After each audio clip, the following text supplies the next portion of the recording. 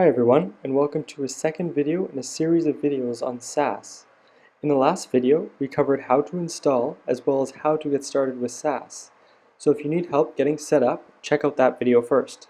I will leave a link in the description below. The plan for this video is to cover nesting. So what is nesting? Nesting is taking one item and placing it inside the other, just like folders inside of folders on your computer. Here's an example of what I mean. The Level 1 folder is the highest folder and all the lower folders are nested inside the top level folder. If we open up this folder, we see Level 2 folders, and they can have folders nested inside them as well.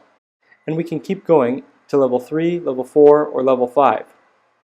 You can also think of this in terms of HTML, when you have one element nested inside the other element. The point I want to make here is that nesting in Sass will follow a similar visual structure, letting you nest CSS selectors inside one another, saving you a lot of typing and making your code much cleaner looking. Let's go through an example to give you a better idea as to what I'm talking about. First, let's make a new folder on the desktop and call it Sass. And then we will add it as our project folder. Now let's create a new file in this folder and call it tutorial2.html, and then set up a basic HTML template. HTML tags, head tags, and body tags. Now inside the body, let's make a few div tags and nest them inside one another.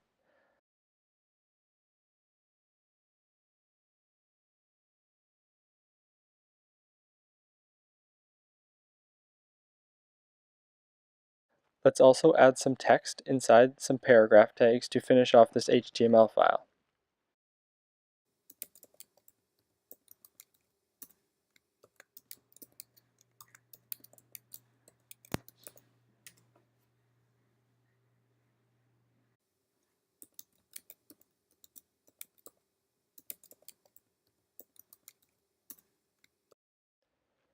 Now that we have set up our HTML, let's style it using Sass.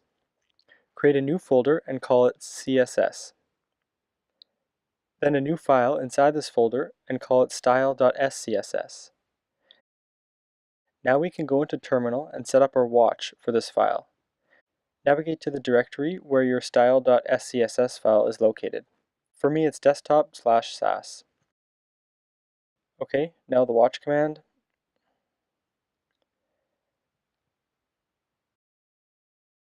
Everything looks good, so we are ready to add the Sass code. Now minimize the terminal window, and let's make it so we can see both files at the same time. Let's set the body background color to be gray. Now we can add our first nested selector, div1. You can select classes the same way you do in CSS, with the dot and then with the dot followed by the class name. And the IDs can be selected with the pound symbol followed by the ID name. So for our divs, we're just going to set some few basic properties. Background color, padding, we'll just set to 10 pixels all the way around. Margin, we'll set to 10 pixels all the way around as well. We'll set the height of this most outer div to 500 pixels, and we'll set the width to 500 pixels as well. And when we press save, you can see on the left that the CSS compiled. And now we can do div 2. We'll just copy paste it and change a few things. And div 3 we'll just copy paste again, change the background color. Now let's add some style to our text. We'll add P1 and just change the font and the font size. As you can see, the CSS file being compiled on the right is starting to look very busy, while the left side with the Sass code looks a lot cleaner. This is one of the huge advantages of the nesting feature in Sass.